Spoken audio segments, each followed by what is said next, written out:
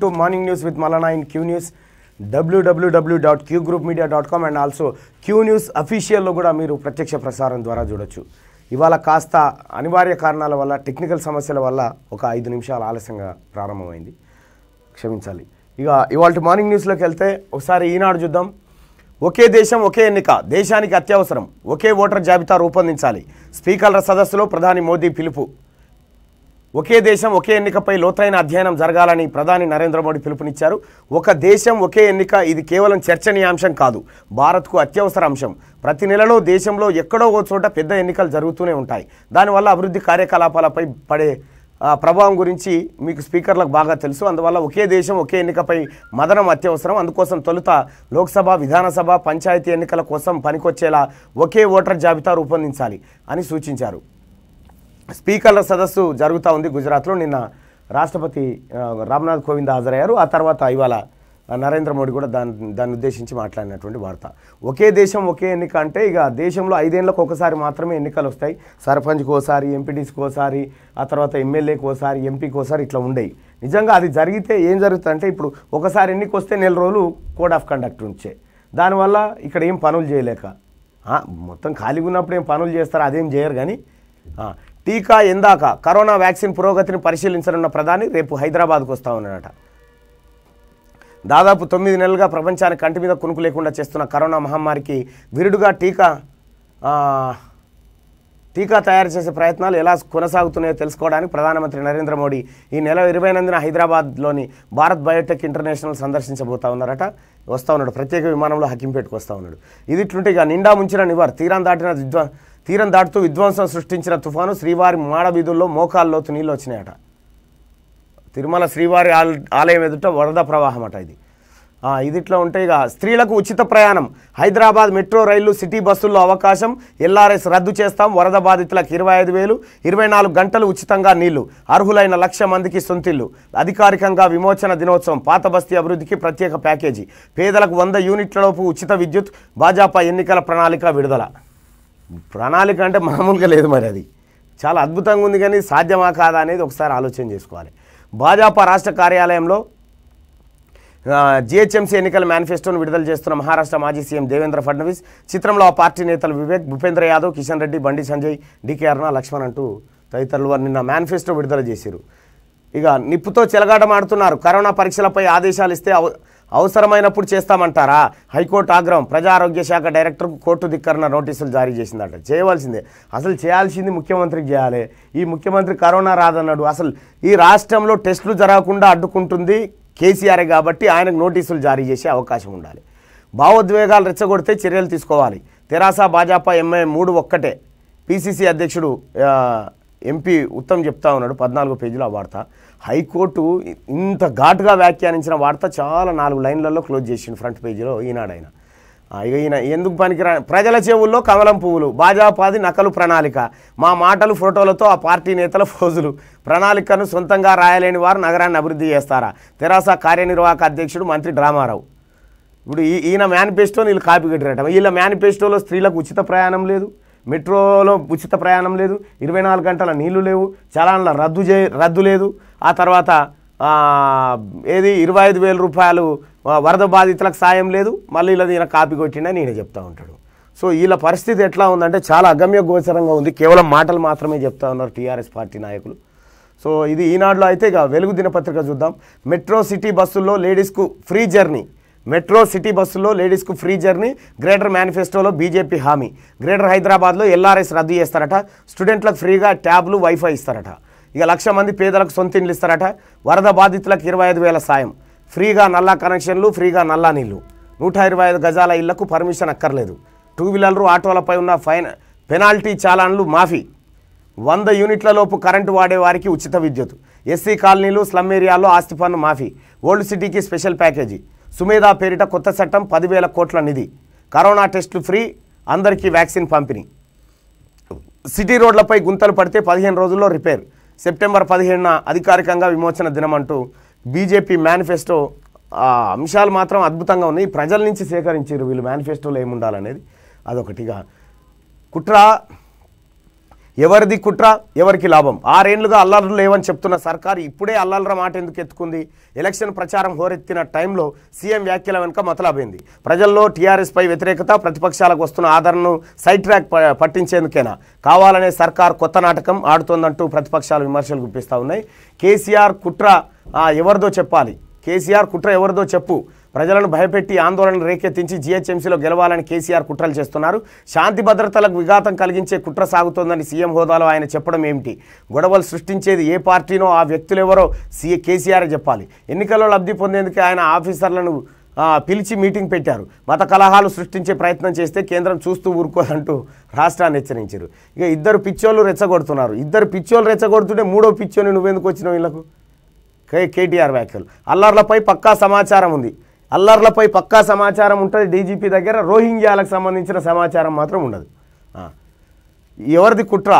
GHMC elections వాయిదా వేసేందుకు కుట్ర జరుగుతుందని స్వయంగా రాష్ట్ర ప్రభుత్వం చెప్పుకుంటున్న తీరు అనుమానాలకు రేకెత్తిస్తోంది. మత కల్లోలాలు జరుగుతాయని, శాంతి భద్రతలకు ముప్పు ఉందన్నట్లుగా ముఖ్యమంత్రి కేసీఆర్ పోలీస్ ఆఫీసర్లతో రివ్యూ చేసి బెంబేలెత్తించడం వెనుక మర్మం ఏంటి? అసలు ఎవరు కుట్ర చేస్తున్నారు, ఎవరికి లాభం జరుగుతుంది అనే సందేహాలు గ్రేటర్ ఓటర్లను ఆలోచన పడేస్తున్నాయి. ఎలక్షన్ క్యాంపెయినింగ్ ఓరెత్తిన ఈ టైంలో ప్రభుత్వం చేస్తున్న ప్రచారం పట్ల ప్రతిపక్షాలు అనుమానాలు వ్యక్తం చేస్తున్నాయి. హైదరాబాద్లో అల్లర్లు జరుగుతాయనే సమాచారానికి సోర్స్ ఏమిటో సీఎం కేసీఆర్ వెల్లడించాలని, ఎవరు అల్లర్లు ప్లాన్ చేస్తున్నారో బయట పెట్టాలని కేంద్ర హోంశాఖ సహాయ మంత్రి కిషన్ రెడ్డి సవాలు విసిరారు. మరోవైపు అరాచక శక్తులకు అడ్డుకట్ట వేస్తామని DGP Mahender Reddy press meet పెట్టి హెచ్చరికలు జారీ చేశారు. ఎందుకు ఈ అల్లర్ల ప్రచారం? అసలు నిజంగా హైదరాబాద్లో ఇప్పుడు బీజేపీ వస్తే అల్లర్లు మరి ఇక గుజరాత్లో రావాలి, మొత్తం దేశంలో చాలా రాష్ట్రాల్లో బీజేపీ ఉంది కానీ అక్కడ కూడా రావాలి. అంటే ఇది కేసీఆర్ ఒక డ్రామా మీదుగా తెర మీదకి తీసుకొచ్చింది. వాస్తవానికి అల్లర్లు ఎవడు చేస్తాడండి? అరాచక శక్తులు చేస్తాడు. వాడు ఏ పార్టీలో ఉన్నా వాడు దొంగనే. అటువంటిని పీచ మనసాలే తొక్కాలి. ఇది ఇట్లుంటే ఈ వెలుగు దినపత్రికను కంటిన్యూ చేసే ముందు ఒక టీఆర్ఎస్ పార్టీ సర్పంచ్, మీ పేరేనా? ప్రసాద్. టీఆర్ఎస్ పార్టీ సర్పంచ్ను అక్కడ రాజకీయ ఒత్తిళ్లతోని పదే సస్పెండ్ గురి చేస్తూ ఆ టీఆర్ఎస్ పార్టీ కోసం కష్టపడినటువంటి నాయకుడిని ఇబ్బంది పెడతా ఉన్నారు అని క్యూన్యూస్ని ఆశ్రయించడం జరిగింది. మీరు ఒకసారి రండి. ఇతను ఒక గ్రామానికి ప్రథమ పౌరుడు, సర్పంచు, టీఆర్ఎస్ పార్టీకి సంబంధించినటువంటి నాయకుడు. ఆయనను పదే వేధింపులకు గురి చేస్తూ ఉన్నారు. ఆయనను గ్రామాన్ని అభివృద్ధి చేయకుండా ఆయనను అడ్డుకుంటా ఉన్నారన్న ఆవేదనతో క్యూన్యూస్ దగ్గరకు వస్తే క్యూన్యూస్ ఖచ్చితంగా ఇది పేదలది, ప్రజలది, అన్ని పార్టీల నాయకులది, అన్ని పార్టీల ప్రజలది కాబట్టి ఖచ్చితంగా మీరు మాట్లాడాల్సిందే. మీకోసం మేము మీకు అవకాశం ఇస్తామని పిలవడం జరిగింది. అసలు ఏం జరిగింది సార్? ముందుగా క్యూన్యూస్కి కృతజ్ఞతలు. ఈ అవకాశం ఇచ్చినటువంటి అందరికీ ఇస్తాం. నా పేరు చిన్నబోస్క ప్రసాద్, నల్గొండ జిల్లా కేతపల్లి మండలం చెరుకుపల్లి గ్రామానికి నేను సర్పంచ్గా ఉన్నా. గత 40 ఏళ్ల పాలన కమ్యూనిజం గడ్డ మా ఊరు. ఆ గడ్డల నేతి విద్యాసాగర్ శాసనమండలి డిప్యూటీ చైర్మన్ గారు మా ఊరి వ్యక్తి. 40 ఏళ్ల నుంచి ఊరిని పరిపాలించేది. గత ఒక 15 ఏళ్ల కింద అక్కడ బంటు మహేందర్ అనే వ్యక్తి ఆధీనంలోకి వెళ్ళిపోయింది. అతను తన అనుచరుడు, నేతి విద్యాసాగర్ అనుచరుడు. అక్కడ ఉన్న పరిపాలనకు ఎన్నో ఇబ్బందులకు గురి చేస్తున్నాడు. అక్కడ ఉన్న గ్రామ ప్రజల్ని ఇబ్బంది గురి చేసి ఎన్నో పోలీస్ స్టేషన్ను పోలీసులు ఊర్లకు రాకుండా తనే పంచాయతీలు పెట్టి వేలకు లక్షలకి జరామణలు విధిస్తూ పరిపాలన నడిపించేది. మొన్న జరిగిన పంచాయతీ ఎలక్షన్లో 2019 గ్రామ పంచాయతీ ఎన్నికలలో ప్రజలకు పూర్తి వ్యతిరేకత కలిగి నేను ఎన్నికలకు సిద్ధమై వచ్చాను. అప్పుడు ప్రజలంతా నన్ను ఆదరించి ఎలక్షన్లో నన్ను గెలిపించారు. మీరు టీఆర్ఎస్ పార్టీ కదా? TRS party sir. నాకు టీఆర్ఎస్ పార్టీ నన్ను మద్దతు ఇచ్చి నాకు బలపరిచింది. అవతల వ్యక్తి రెబల్గా ఉన్న వ్యక్తికి నేతి విద్యాసాగర్ గారు సపోర్ట్ చేసి సుమారు దాదాపు 35-40 లక్షలు ఖర్చు పెట్టి ప్రజలకు పంచినా కూడా ప్రజలు డబ్బులకు అమ్ముడుపోలేదు. మాకు నాయకుడు మంచోళ్ళు కావాలనే ఉద్దేశంతో నన్ను గెలిపించారు. కాబట్టి నేను అక్కడ పరిపాలన చేస్తుంటే ప్రతి పరిపాలన విధానంలో నన్ను అడ్డగిస్తున్నారు. నేతి విద్యాసాగర్ సార్ తెలంగాణ చరిత్రలో 2018 పంచాయతీరాజ్ యాక్ట్ ప్రకారం 2 టైమ్స్ నేను సస్పెండ్ అయ్యాను. అసలు ఏ కారణం చేత సస్పెండ్ చేశారు? గ్రామసభ పెట్టలేదనే ఉద్దేశంతో ఫస్ట్ టైం నన్ను సస్పెండ్ చేసిర్రు. యాక్చువల్లీ అప్పటికి ఎంపీడీసీ ఎంపీ ఎలక్షన్స్ కూడా ఉండేది. అప్పటి వరకు సభ నిర్వహించుకోని వాళ్ళు ఇప్పటికైనా నిర్వహించుకోని చెప్పేసి జూన్ 2019లో మాకు ఒక సర్క్యులర్ కూడా విడుదల చేసింది పంచాయతీరాజ్ చట్టం నుంచి, పంచాయతీరాజ్ నుంచి. అయినా కూడా దాన్ని పక్కన పెట్టి బలవంతంగా నేతి విద్యాసాగర్ గారు నన్ను సస్పెండ్ చేయించిండు. అది పోతూ ఉంటుంటే, అరే నువ్వు ఊర్లో ఒక్క పని చేయలేవు, కనీసం ₹1,00,000 పని కూడా చేయలేవురా నువ్వు, నా ఆధీనం లేకుండా అని చెప్పిండు. నా యొక్క బాధలు సాధకాలు మొత్తం నేను ఒక 32 పేజీలతో తీసుకొని నేను ఎమ్మెల్యే గారిని కలిశాను. ఆయన కూడా దళితుడే, మా ఎమ్మెల్యే, రిజర్వేషన్ క్యాడర్ల కాన్సెన్సీ ఉన్నది. ఆయన కాడ నేను సాగర్ సార్ ఊర్లో నేను ఏం వేలు పెట్టలేను చేయలేని చెప్పేసి తిరిగి నా 32 పేజీల నా యొక్క ఫిర్యాదుని తిరిగి నా చేతుల్లో పెట్టిండు. ఒక రిజర్వేషన్లు వచ్చినాయి అంటే తెలంగాణ ప్రభుత్వంలో వారు పరిపాలన చేయడానికి అనేది మర్చిపోయారు. మరి ఇతరుల కబంధాస్తాల కింద నలిగిపోతూ మళ్ళా పాలన విధానం వల్ల వాళ్ళ చేతుల్లో నడుస్తుంది. దయచేసి ఇక్కడ ప్రతి ఒక్కరూ గమనించాలి. సర్పంచులు అనేది ఈ గ్రామ పంచాయతీలకు సర్పంచులకు ఉప సర్పంచులకు చెక్ పవర్ ఇచ్చిర్రు. కేంద్ర ప్రభుత్వం నేరుగా పంచాయతీ అకౌంట్లో 14th 15th ఫైనాన్స్ అని చెప్పేసి చేస్తున్నది. అయినా కూడా ఈ కరెంటు బిల్ల రూపంలో ఆ రూపంలో ఈ రూపంలో మళ్ళీ రాష్ట్ర ప్రభుత్వమే తీసుకుంటుంది. అది కొన్ని సర్పంచి ఉప సర్పంచి కలిసి ఉన్న ఊర్లలో మాత్రం ఇద్దరు మంచిగా చేసుకోవడానికి వీలుంటుంది. ఉప సర్పంచ్కు లింక్ పెట్టడం వల్ల ఆమె ప్రతి విషయంలో అడ్డుపడుతుంది. అడ్డుపడడం వల్ల వచ్చే ఆదాయం మొత్తం పేరుకోబోతుంది. అది కరెంటు బిల్లుల రూపంలో వేరు వేరు ఇతరతర పన్ను రూపంలో మళ్ళీ గవర్నమెంట్ రిటర్న్ తీసేసుకుంటుంది. కాబట్టి అసలు చరిత్రలో ఎక్కడ కూడా ఒక ఉప సర్పంచ్ జీతం తీసుకోవడానికి ఉప సర్పంచ్ సంతకం పెట్టేది ఉందా? గౌరవ ముఖ్యమంత్రి వర్యులు ఉన్నారు, ఉప ముఖ్యమంత్రి గారు ఉన్నారు. ఉప ముఖ్యమంత్రి గారు సంతకం పెడితే గౌరవ ముఖ్యమంత్రి గారు శాలరీ తీసుకుంటున్నారా? చరిత్రలో ఎక్కడ కూడా లేదు. అది మన రాజ్యాంగంలో కూడా ఎక్కడ రాసిలేదు. కింది క్యాడర్ నుంచి పెద్దోళ్ళు కూడా ఉన్నతమైన పోస్టులు కూడా శాలరీ తీసుకోవడానికి ఉన్నదనేది దాని ఓవరాల్ గా సమస్యలు. మీ సమస్య చెప్పండి, మీకు జరిగిన అన్యాయాన్ని ప్రశ్నించండి. అక్కడ ఏం సార్, ప్రతి విషయంలో కూడా నన్ను ప్రతిదీ ఎలిగేషన్ చేస్తున్నారు. ఉత్తుతంగానే సార్, ఇప్పుడు నాకు మొన్న కరెంటు బిల్లు అనేది వచ్చింది. ఆ కరెంటు బిల్లుకు 12 మీటర్లు ఉన్నాయి మా గ్రామ పంచాయతీలో. 12 మీటర్లకి ఒక్కొక్క మీటరు 1000-2000 లోపు వచ్చింది. 1 మీటర్ 2 మీటర్లు మాత్రం 21,000 వచ్చింది. ఎందుకు ఇలా వచ్చింది అని చెప్పేసి నేను పోయి ఏఈడిని కన్సల్ట్ అయ్యాను. ఏ ప్రాతిపాదికన దీన్ని ఏ యూనిట్ ప్రకారం వేస్తున్నారు దీని కాస్ట్ అని చెప్పేసి నేను అక్కడ అడగడం జరిగింది. అడగడానికి నాకు 15 రోజులు గ్యాప్ వచ్చింది. 15 రోజులలో ఆగస్టు నెల ఫస్ట్ వీక్లో లాస్ట్ వీక్లో క్రెడిట్ అయిపోయింది. నెక్స్ట్ శాలరీస్ సార్, సిబ్బంది కూడా అక్కడ ఉన్న ఇటువరకు గతంలో ఉన్న సిబ్బంది ఉన్నది. అక్కడ నన్ను పని చేయకుండా ఏ పని కూడా చేయట్లేరు. ఊర్లో చెత్త మొత్తం బెరకబోతుంది. అయితే మీకు ఇట్లా మీ టార్గెట్ ఇచ్చాను సార్, ఆ చెత్త మొత్తం ఎత్తండి, ఎత్తిన తర్వాత మీకు శాలరీ వేస్తా అని చెప్పేసి ఫస్ట్ వీక్లో చెక్ కొట్టేసి లాస్ట్ వీక్లో వేసానండి. వేసిన తర్వాత నాకు ఒక నోటీస్ వచ్చింది, సోకాల్ నోటీసు. నువ్వు కరెంటు బిల్లు ఎందుకు లేట్ కడుతున్నావు, ఈ సిబ్బంది శాలరీ ఎందుకు లేట్గా వేస్తున్నావు అంటే, ఇట్లా మా ఊళ్ళో పేరుకపోతుంది సార్, చెప్తున్నట్లేరు. నాకు పరిపాలన ఉంది కాబట్టి ఖచ్చితంగా దాన్ని చేసి ప్రజలకు నేను సమానం చెప్పుకోవాలి కాబట్టి నేను దాన్ని లేట్గా వేసాను సార్ అని చెప్పేసి నేను సంజాయిషి చేయడం జరిగింది. సంజాయిషికి ముందే నేను ఆ పేమెంట్ చేయడం జరిగింది.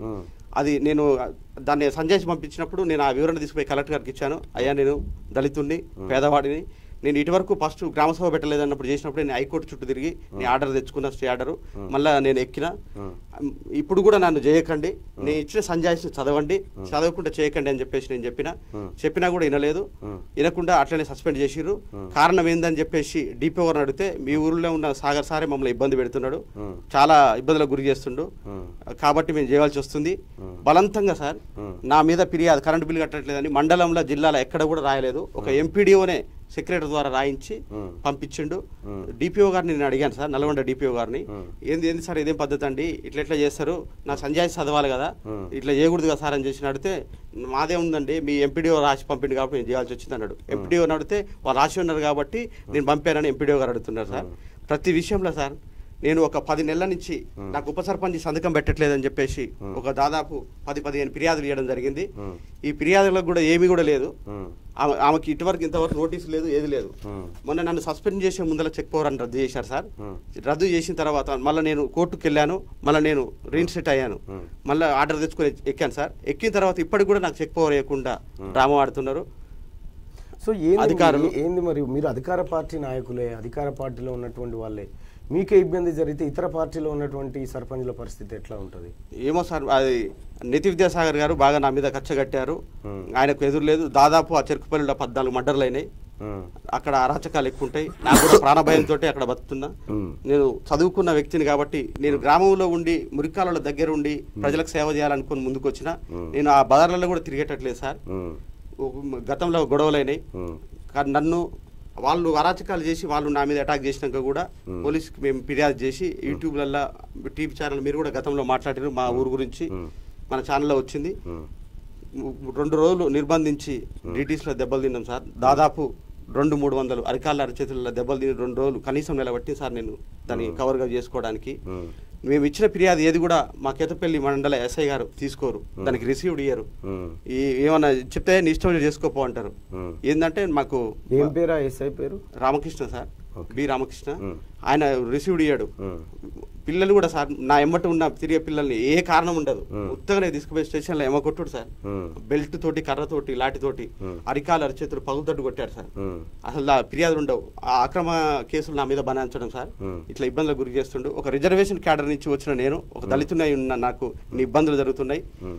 ఈ బహుజన సమాజం నిర్మించబడాలి అనుకుంటే ఆ వేరే వ్యక్తి మళ్ళా ఉన్నతమైన వ్యక్తి కూడా కాదు, నెత్తి సార్ కూడా ఒక బీసీ క్యాడరే ఒక బహుజనుడిని ఇట్లా అనుసడం ఆయనకు న్యాయం కాదు. నన్ను ఎప్పటి నుంచో ఇట్లా అరాచకం చేస్తున్నారు సార్. మన యొక్క ఛానల్ ద్వారా నాకు ఈ న్యాయం జరుగుతుందని గౌరవ ముఖ్యమంత్రి వర్యులు కేటీఆర్ గారు నాకు న్యాయం చేస్తారని నేను కోరుకుంటున్నా సార్. రైట్. మీదొక్కటే కాదు మిత్రమా, చాలా గ్రామాల్లో ఇదే పరిస్థితి. నిధులు ఇవ్వలేక, రాష్ట్ర ప్రభుత్వం నిధులు ఇవ్వలేక సర్పంచ్కి ఉప సర్పంచ్కి పంచాయతీ అవుతుంది. ఇట్లా మోసం జరిగింది. రాష్ట్ర ప్రభుత్వం నిధులు ఏమన్నా వస్తున్నాయంటే ఏమీ లేదు. కేంద్ర ప్రభుత్వం చేసే నిధులను రాష్ట్ర ప్రభుత్వం ఎత్తుకొని పోతుంది, కరెంటు బిల్లుల రూపేనా, ఇతరత్ర బిల్లుల రూపేనా. అంటే ఈ రాష్ట్ర ప్రభుత్వానికి గ్రామ పంచాయతీల మీద ప్రేమ ఉన్నట్టు నాకైతే కనిపిస్తలేదు. లేదు సార్, మీరు టీఆర్ఎస్ పార్టీ నాయకులైనా నేను ఓపెన్గా చెప్తా ఉన్నా మీ ముందు, నాకు ఏ పార్టీ అనేది సంబంధం ఉండదు, సమస్య ఉందా లేదా అనేది సంబంధం. ఈ విషయంగా సార్ గౌరవ ముఖ్యమంత్రి గారికి ఒక విషయం తెలియజేస్తున్నా. విలేజ్ గ్రామీణ ప్రాంతాల్లో నివసించేటోళ్ళు దాదాపు 61.12% మంది జనాభా ఉన్నది. నాకు తెలిసి తెలంగాణ ప్రభుత్వానికి ఏ ఒక్క సర్పంచ్ కూడా నెక్స్ట్ టైం ఓటేయరు సార్, సహకరించరు. ఈ యొక్క మార్పు జరగకపోతే ఈ టీఆర్ఎస్ అనే ప్రభుత్వం పతనం అవుతుంది. గౌరవ ముఖ్యమంత్రులు ఆ పార్టీలో నేను ఉన్నాను కాబట్టి చెప్తున్నా, నా సొంటి చిన్న కింది క్యాడర్ నుంచి కార్యకర్త నుంచి వచ్చే సమస్యలను మీరు వెలుగు తీసుకోవాలి. మీరు ఎక్కడో మీ గ్రామానికి మీరే ప్రధానమంత్రి తెలుసా, మీ గ్రామానికి మీరు ముఖ్యమంత్రి, మీ గ్రామానికి మీరే టాపర్. అసలు మీ తర్వాతనే ఎవరైనా. అటువంటి పొజిషన్లో ఉండి కూడా ఈ రాష్ట్రంలో హక్కులు అడుక్కోవడం, నిధులు అడుక్కోవడము, ఇది నిజంగా బాధాకరం. ప్రత్యేక రాష్ట్రం రాకముందుకు ఎట్లుండే పరిస్థితి ఇప్పుడు ఎట్లుందో ఒకసారి మీరు చదువుకున్న వాళ్ళగా మీరు ఆలోచించండి. తెలంగాణ మూవ్మెంట్ కోసం సార్ మేము యూనివర్సిటీలో, నేను మహాత్మా గాంధీ యూనివర్సిటీలో ఎంబీఏ చేసేటప్పటికి తెలంగాణ రావట్లేదు అని చెప్పేసి నల్గొండ మంత్రివర్యులు కోమటిరెడ్డి వెంకటరెడ్డి గారి మీద క్లాక్టౌర్ దగ్గర చెప్పులు ఇష్యూ చేసిన దాంట్లో నేను కూడా ఒకరిని. తెలంగాణ కోసం అంత పాటుపడ్డాం. నేను ఏదో తెలంగాణ వచ్చింది ఇందులో చేరి నేను ఊరికి ఏమైనా న్యాయం చేద్దామని చెప్పేసి ఒక సర్పంచ్ ఎన్నికైనా కూడా ఏం చేయలేకపోతున్నా సార్. మళ్ళా ఈ అసాంఘిక శక్తులు అడ్డుకుంటూనే ఉన్నాయి, నన్ను ముందుకు తీసుకోబోనియట్లేవు సార్. చాలా ఇబ్బందులకు గురి చేస్తున్నారు. మీ పూర్తి పేరు ఏందన్నారు? చిన్నబోస్క ప్రసాద్ సార్. ప్రసాద్ గారు, ఇప్పుడు దాదాపు కొన్ని వేల మంది ప్రత్యక్ష ప్రసారంలో చూస్తున్నారు మీ ఆవేదన. మీదే కాదు, ప్రతి సర్పంచ్కి ఇలాంటి అన్యాయమే జరుగుతూ ఉంది.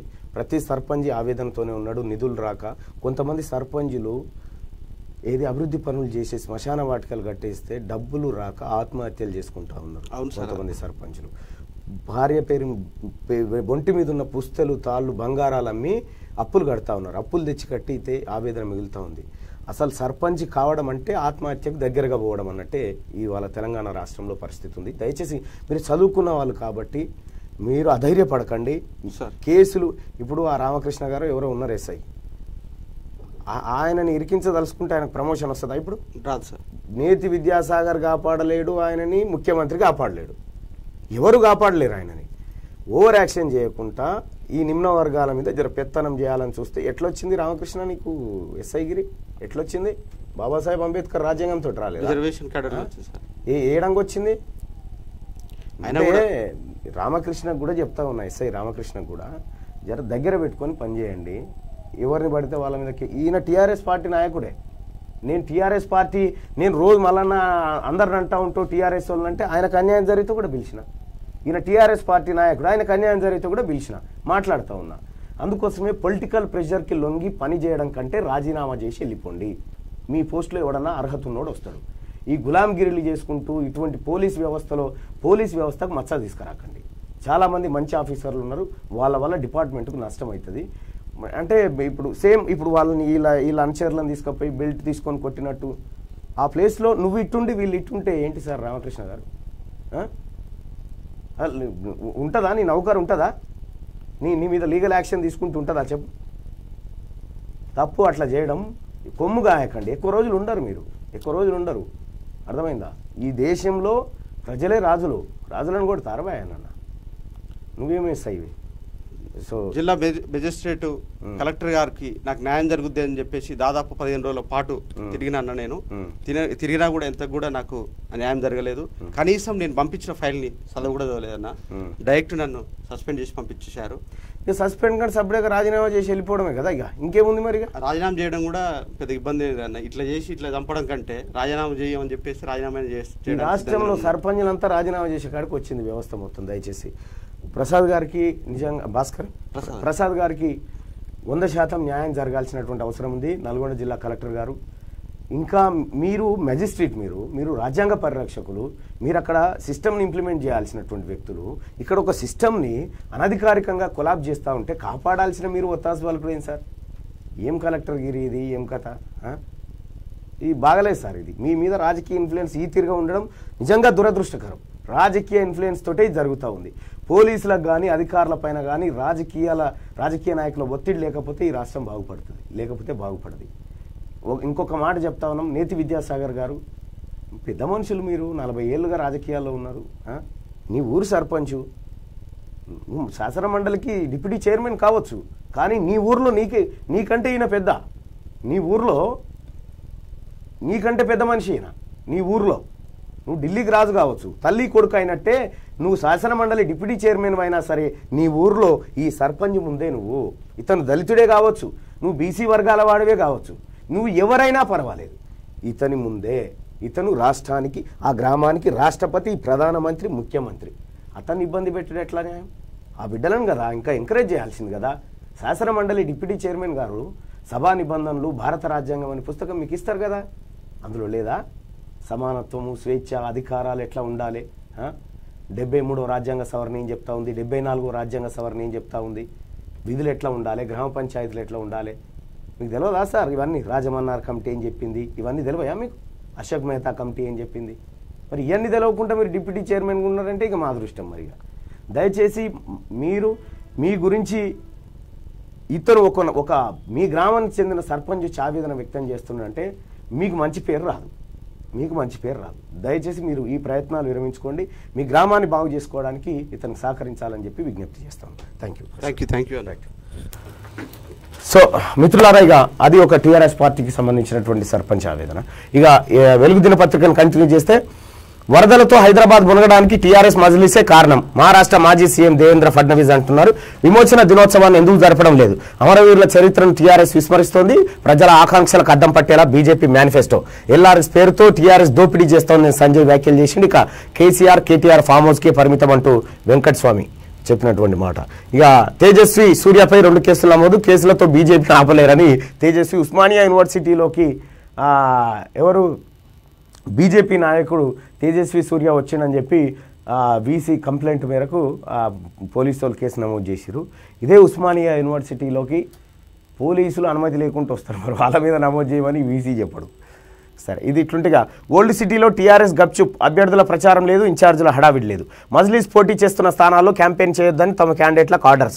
కాదని ప్రచారానికి వెళ్తే సీరియస్ అవుతున్న పార్టీ పెద్దలు. 150 డివిజన్లలో పోటీ చేస్తున్న 99 స్థానాలపైనే ఫోకస్. పాత బస్తీలో ప్రచారం చేయని కేటీఆర్, రోడ్ షోలు లేనట్లే. అయిపోయింది కదా. బీజేపీ టీఆర్ఎస్ ఎంఐఎం దోస్తీ అనే విషయం స్పష్టమవుతుంది. మాతో టామ్ అండ్ జెర్రీ ఆటలాడొద్దు, రాష్ట్ర సర్కార్పై high court fire. Corona second wave కోసం ఎదురు చూస్తున్నట్లుంది. రోజుకు 50,000 టెస్టులు ఎందుకు చేస్తలే? మీరు నిద్రలో జోగుతున్నట్టున్నారు. కోర్టు ధిక్కరణ, నిప్పును వాటేసుకోవడమేనని కామెంట్. పబ్లిక్ హెల్త్ డైరెక్టర్ శ్రీనివాసరావుకు కోర్టు ధిక్కరణ నోటీసులు. సస్పెండ్ చేసి పారేయాలి ఫస్ట్. కరోనా సమయంలో, సెకండ్ వేవ్ వస్తున్న సమయంలో టెస్టులు చేయమని హైకోర్టు మరో మొత్తుకుంటా ఉంటే ఈ ప్రభుత్వం మీద దునపోతు మీద వాన పడ్డట్టు ఈ ప్రభుత్వానికి ఏం పట్టింపు లేకుండా పోయింది. కరోనా విషయంలో రాష్ట్ర సర్కార్ తీరుపై హైకోర్టు మండిపడింది. ఇప్పటికో 100 మాటలు మండిపడ్డది. హైకోర్టు తిట్టంగానే ఇక రేపు తిడుతుంది అనగా ఇవాళ 50,000 టెస్టులు చేస్తారు. ఇక 50,000 చేసినామని చూపిస్తారు. మరి నిన్నమని ఎందుకు చేయాలంటే ఇవాళ నీ ముంగట రావాలి కాబట్టి. ఇగో ఇది కథ. పత్తి పంటకు గులాబీ గత్తర. రాష్ట్రంలో 12 లక్షల ఎకరాల తెగులు. ట్రాక్టర్లతో దున్నేస్తున్న రైతులు. పెట్టుబడి కూడా మునుగుడేనని కన్నీళ్లు, వానలు ఎక్కువ పడి చేలల్లో నీళ్లు నిలవడంతో వ్యాపించిన పురుగు అంటూ ఒక వార్తను చూడొచ్చు మనం. సో గులాబీ తెగులు పట్టుకుందట పత్తి పంటకు. కేసీఆర్ చెప్పిన పంటలకు ఇట్లే ఉంటాయి కేసీఆర్ పంటలు, ఆయన కథ, జాగ్రత్తగా ఉండండి. వన్ నేషన్ వన్ ఎలక్షన్, జమిలీపై ప్రధాని మోడీ వ్యాఖ్యలు చేసిన వార్త. రేపు హైదరాబాద్కు మోడీ, భారత్ బయోటెక్ ప్లాంట్ను సందర్శించనున్న ప్రధాని, కోవాక్సిన్ తయారీపై రివ్యూ అంటూ 3వ పేజీలో ఆ వార్తను చూడొచ్చు. ఇది వెలుగు దినపత్రికలో వచ్చినటువంటి ప్రత్యేక కథనాలు ఉంటాయి. ఇక ఆంధ్రజ్యోతి చూద్దాం. కరోనా టీకా ఫ్రీ, జీహెచ్ఎంసీ ఎన్నికల మేనిఫెస్టోలో బీజేపీ, ఎల్ఆర్ఎస్ వద్దు, ఆక్రమణలపై స్పెషల్ టాస్క్ ఫోర్స్, ప్రతి ఇంటికి నల్ల కనెక్షన్, ఉచితంగా తాగునీరు, సిటీ బస్సులు, మెట్రోలో మహిళలకు ఉచిత ప్రయాణం, ఆటో డ్రైవర్లకు ఏటా 7,000 సాయం, బీమా, కుల వృత్తులకు ఉచిత విద్యుత్తు, ఫ్రీగా నల్లా నీళ్లు, వడ్డీ లేకుండా సెలూన్లకు 15,000 రుణం, 2 వీలరు ఆటోలపై పెండింగ్ చలానాలు రద్దు, ప్రభుత్వ పాఠశాలల విద్యార్థులకు ట్యాబ్లు, వైఫై, 125 చదరపు గజాల నిర్మాణాలకు అనుమతులు అక్కర్లేదు, పాత బస్తీకి ప్రత్యేక ప్యాకేజీ, ప్రతి డివిజన్కు 4 కోట్లు, వరదలతో నష్టపోయిన వారి ఖాతాల్లో 25,000, ఇప్పటికే 10,000 అందితే మిగిలిన 15,000 జమ, జీహెచ్ఎంసీకి ట్రస్టీగా ఉంటామంటూ ఫడ్నవీస్. జీహెచ్ఎంసీలో మొత్తానికి బీజేపీ ఎంత స్ట్రాంగ్గా ప్రచారం చేస్తుందో వాళ్ళ మేనిఫెస్టోను కూడా అంతే స్ట్రాంగ్గా రూపొందించినట్టుంది.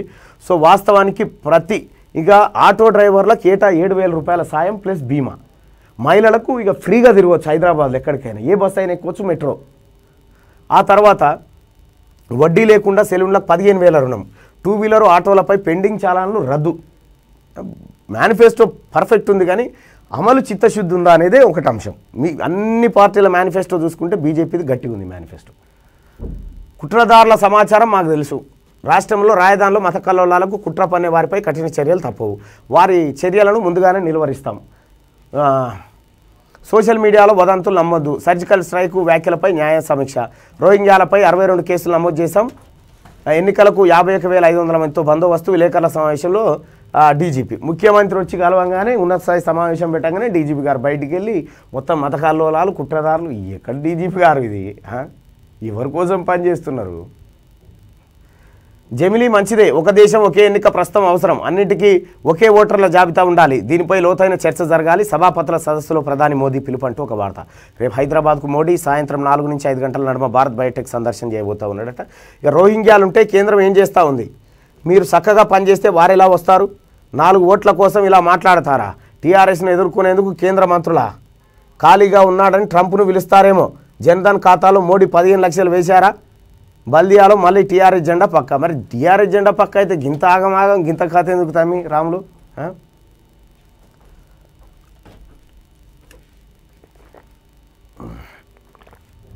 కాపీ కొట్టారు, మా మేనిఫెస్టో మక్కికి మక్కి, ఫోటోలు మావి, పోజులు మీవా, కాపీ కొట్టడానికి తెలివి ఉండాలి.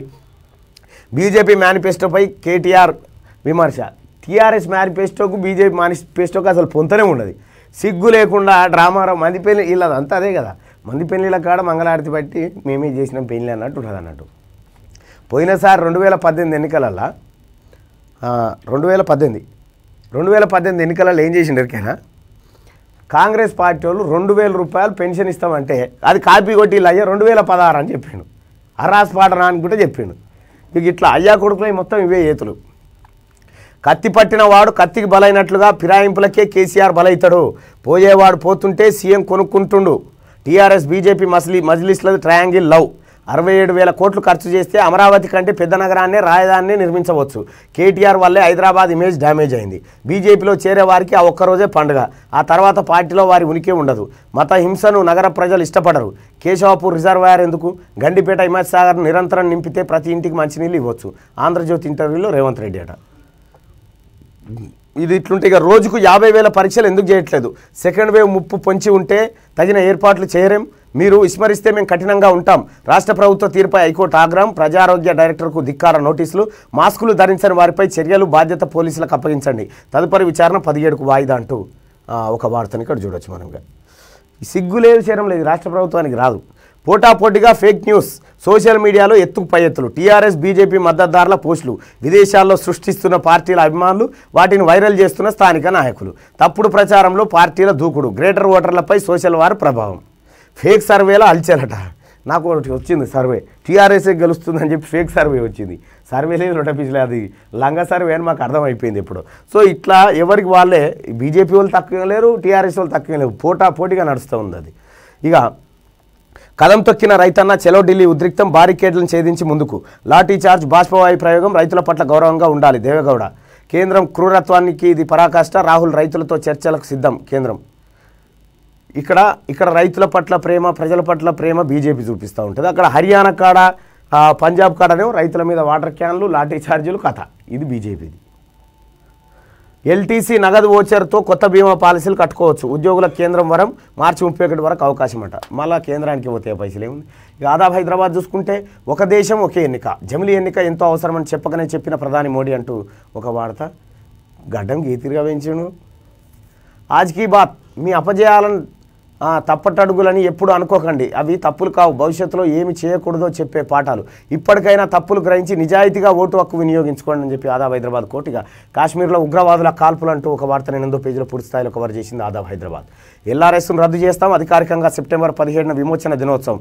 బస్సుల్లో మెట్రోల్లో మహిళలకు ఉచిత ప్రయాణ సౌకర్యం పేదలకు 100 యూనిట్ల వరకు ఉచిత విద్యుత్ దేవేంద్ర ఫడ్నవీస్ చేతుల మీదుగా గ్రేటర్ మేనిఫెస్టో విడుదల అంటూ ఒక వార్త హైదరాబాద్కు మోడీ నవంబర్ 29న పర్యటన అకస్మాత్తుగా ఖరారైన టూరు భారత్ బయోటెక్ పరిశోధనా సంస్థను సందర్శించనున్న సిపిఎం గ్రేటర్లో ప్రచారంపై రాని స్పష్టత ప్రధానమంత్రి వస్తాడు ఆ గ్రేటర్ ఎన్నికలకు తీరం దాటింది అర్ధరాత్రి తీరం దాటిన నివర్ పుదుచ్చేరికి సమీపంలో తీరం దాటినట్లు వెల్లడి తుఫాను దాటికి తమిళనాడు ఏపీలో భారీ వర్షాలు చెన్నైలో చెట్టుకూలి ఒకరి మృతి తిరుమలలో విరిగిపడ్డ కొండ చర్యలు అధికారుల అప్రమత్తం కొనసాగుతున్న చర్యలు అంటూ వార్త నివర్ తుఫాను తీవ్రత ఎక్కువగా ఉందట ఇక రైతులపై ఉక్కుపాదం ఢిల్లీలో తీవ్ర ఉద్రిక్తత రంగంలోకి ర్యాపిడ్ యాక్షన్ ఫోర్స్ రైతులను అడ్డుకున్న పోలీసులు రణరంగంగా మారిన చలో ఢిల్లీ కార్యక్రమం అంటూ ఒక వార్త ఏది మోడీ తీసుకొచ్చినటువంటి వ్యవసాయ బిల్లులు ఏవైతే ఉన్నాయో దానికి వ్యతిరేకంగా పంజాబ్ హర్యానా రైతులు ఆందోళన వ్యక్తం చేస్తున్నారు ఆ గాయాన్ని ఎన్నటికీ మరవలేం ముంబై పేలుళ్లకు 12 ఏళ్లు నూతన విధానాలతో ఉగ్రవాదంపై భారత్ పోరు దేశ భద్రతా దళాలకు నమస్కారం ప్రధానమంత్రి నరేంద్ర మోడీ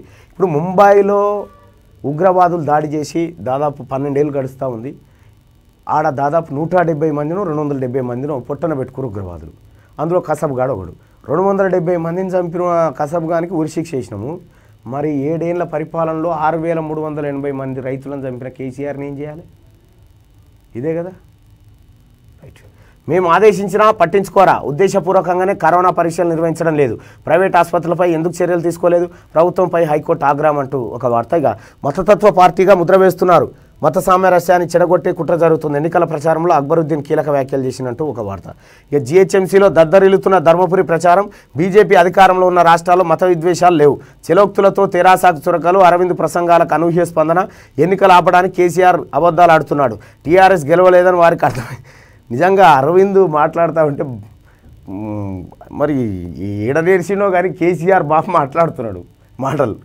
చర్యలు తప్పవు ఎన్నికల్లో విధ్వంసానికి కుట్ర రెచ్చగొట్టే ప్రసంగాలపై చర్యలు ప్రజలు అప్రమత్తంగా ఉండాలి ఖచ్చితమైన సమాచారం ఉంది మీడియాతో డీజీపీ మహేందర్ రెడ్డి ఏముండదు మీ తాన కేసీఆర్ భజన తప్ప పోలీసు వాళ్ళ మీద నమ్మకమే పోయింది మీరు వ్యవహరిస్తున్న తీరు చూస్తూ ఉంటే ఇక సాక్షి చూసుకుంటే రయ్యిన గ్రేటర్ ఎన్నికల ప్రచారాన్ని పరుగులు తీస్తున్న డ్రామారావు పార్టీ అన్ని తానే ముందుండి నడిపిస్తున్న బాతాల పోశెట్టి కొడుకు బయటి ఇతర పల్లెటూర్ల నుంచి పబ్లిక్ను తీసుకొచ్చి ర్యాలీలో నింపుతున్న టీఆర్ఎస్ నాయకులు ఓకే హై వోల్టేజీ రేపు సీఎం బహిరంగ సభ అదే రోజు హైదరాబాద్కు ప్రధాని భారత్ బయోటెక్ మోడీ ప్రధాని పర్యటన ఖరారుతో పెరిగిన రాజకీయ వేడి ఇక బాతాల పోశెట్టి ఏ బాధన్నా పడి రేపు నువ్వు ఏడా ఎల్బీ స్టేడియంలో పెడుతున్నావు కదా ఎన్కౌంటర్ ఉంటుంది నీది నాది బరాబర్ ఒకే దేశం ఒకే ఎన్నిక పైన మోడీ చేసినటువంటి వ్యాఖ్యలు ఒక పేజీలో ఇక ఎల్ఆర్ఎస్ రద్దు 1,00,000 ఇల్లు ఇస్తాం ఉచితంగా కరోనా పరీక్షలు టీకాలు జిహెచ్ఎంసీ ఎన్నికల మేనిఫెస్టోలో బీజేపీ హామీలు అంటూ ఒక వార్త ఇక రోజుకు 6 లక్షలు ప్రపంచ దేశాలను కరోనా సెకండ్ వేవ్ వణికిస్తోంది గత 10 రోజులుగా సగటున రోజుకు 5.80 లక్షల కేసులు నమోదవుతా ఉన్నాయంటూ ఒక వార్త సాక్షిలో ఉన్నది ఇది ఇండియా టూర్ ఆఫ్ ఆస్ట్రేలియా ఈరోజు ఉదయం 8 గంటల నుంచి మొదలవుతుందట క్రికెట్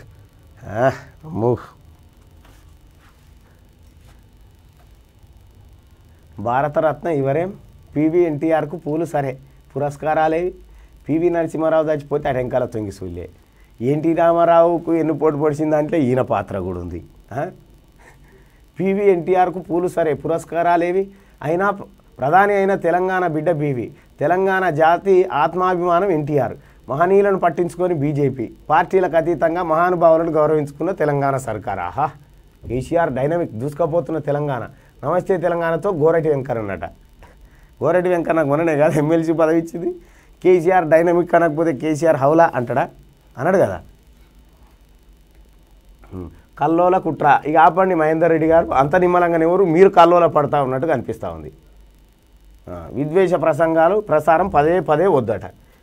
కేటీ రామారావుకు చెప్పు, విద్వేష ప్రసంగాలు వద్దు కానీ మోసం ప్రసంగాలు నడవచ్చా ఎట్లా?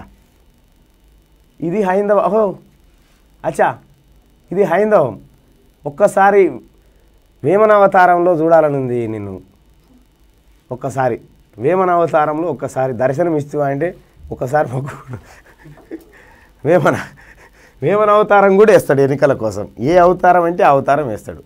అబ్బో నిలువెత్తు హైందవమట. Lakshmi barrage, Saraswati barrage, Parvati barrage అలా అక్కజేళ్ళ పేరు పెట్టుకున్నట్టుంది ప్రాజెక్టులకు. ఇక 9 మందికి ఆడపడుసులు. కేసీఆర్కు పూజలపైనే నమ్మకం నరేంద్ర మోడీ. నాకు భక్తి ఉంది, మోదీకి ఏం బాధ? కేసీఆర్ దయ్యం పాశం తింటే మాకేంది, నువ్వు బట్టలు ఇప్పుకొని తిరిగితే మాకేంది, నువ్వు నీ డ్రామా మాకు తెలియదా? ఏ దేవుని నమ్మడు ఎరికేనా కేసీఆర్ దేవుణ్ణి నమ్మడు. బయట మంది కెమెరాలు ఉన్న కానీ అయ్యగారుల కాలు మొక్కుతాడు, లోపలి పోగానే అయ్యగారులతో కాలు మొక్కించుకుంటాడు. ఈ టైప్ ఈ డ్రామా ఇదంతా. కేసీఆర్కు నిజంగా ఇది హైందవం అంటే యములవాడ రాజన్న గుడి కాడికి పోయిండు 2016లో. ఏడాదికి 100 కోట్ల చొప్పున లెక్క చెప్పొచ్చాడు. 100 లేవు బొందలేవు. నిజంగా హైందవము, నిజంగా భక్తి భయమే ఉంటే దేవుని పట్ల, అయ్యో మరి నేను అంటీ ఎట్లా ఇది మోసం కాదా దేవుని, అవి ఏముండయి దేవుళ్ళని కూడా మోసం ఆడ భద్రాచలం కాడికి పోయాడు. 150 కోట్లు ఇస్తా మంజూరు వెంటనే జీవో, తక్షణమే రాముల వారికి పెళ్లి చేసుకోవచ్చు గీట చెప్పాడు ముచ్చట. ఇప్పటిదాకా రామాలయం లేదు, మను లేదు, మచాడం లేదు, ఆడ అభివృద్ధి కార్యక్రమమే లేదు. కేసీఆర్ అంత దొంగ దోకే బాజీ భక్తుడు ఇంకొకడు ఉన్నాడు. చెప్తున్నా కదా, అసలు ఈయనకు దేవుడు అంటేనే అసలు నాస్తికుడు ఎరికేనా, కేవలం ప్రజల కోసమే డ్రామాలు ఆడుతూ ఉంటాడు అన్నట్టు, ప్రజల్ని మభ్య పెడతా ఉంటాడు. ఇప్పుడు సర్కస్ ఏడ ఆడతారు, మంది జమైన కాడ ఆడతారు, జాతరలో సర్కస్ ఆడతారు, ఎందుకంటే మంది వస్తారు కాబట్టి. ఎక్కువ ఈ గుడ్ల పొంటి పోతారు కాబట్టి ఆడ సర్కస్ అన్నట్టు. ఈ సారది ఈ బాతాల పోసేటిది ఆడ సర్కస్ ఇది. ఇక ఇక్కడ వరకు బాతాల పోసేటి భవితవ్యం బజవాయి ముచ్చట్లనంటే ఇగో జిహెచ్ఎంసీ ఎన్నికల ప్రచారంలో భాగంగా గురువారం గ్రామాల నుంచి పబ్లిక్ను తీసుకొచ్చి ఆనందబాగులో మంత్రి కేటీఆర్ రోడ్ షో. ఇగో ఇది చూసిరుగా, గౌడలను గౌరవించాం, జిహెచ్ఎంసీలో 18 సీట్లు కేటాయించాం, వెనుకబడిన మరి మంగళోళ్ళకి ఏవి సీట్లు, సాకలోళ్ళకి ఏవి సీట్లు, వాళ్ళని మోసం చేసామని రాసుకో. ఇగో ఇది పత్రిక. అమ్మ ఈ హార్లిక్స్ ఇంత పోయి ఈ పోరానికి నీ కొడుకు ఈ హార్లిక్స్ రోజు హార్లిక్స్ వేస్తుంది ఈమె. రామారావుకు డబ్బల పోసి ఇచ్చేయి, సనుముక్కు పెట్టి తాబిట్టు తాగుకుంటా పోతాడు ఈ రామారావుకు. అమ్మ పత్రిక ఫ్రీయేనా అయ్యాలా కూడా ఫ్రీయేనట పత్రిక, ఫ్రీగానే ఇస్తారు, పత్రికకి ఏం బాధ లేదు. సో ఇది మిత్రులారా ఇవాళ మార్నింగ్ న్యూస్. కాస్త లేట్ అయినందుకు క్షమించండి. అలాగే రేపటి నుంచి ఒళ్ళు దగ్గర పెట్టుకొని 8 గంటలకే చేస్తాం. చూస్తూనే ఉండండి క్యూ న్యూస్.